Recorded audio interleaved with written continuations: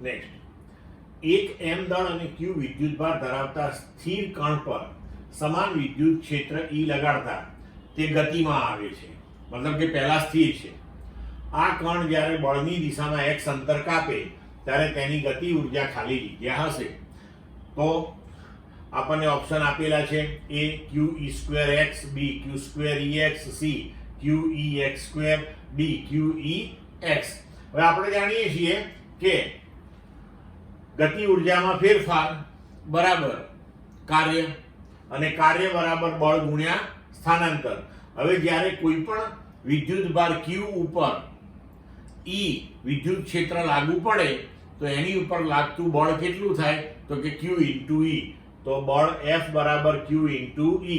એણે સ્થાનાંતર કેટલું કર્યું? x. તો બળ ગુણ્યા સ્થાનાંતર એટલે q(e(x) એટલું કાર્ય થયું, અને કાર્ય બરાબર ગતિ ઉર્જામાં ફેરફાર. એટલે ગતિ ઉર્જા પ્રારંભિક શૂન્ય હતી, તો જે અંતિમ થઈ એ જ એની ગતિ ઉર્જા થઈ. તો આપણો જવાબ થઈ ગયો D.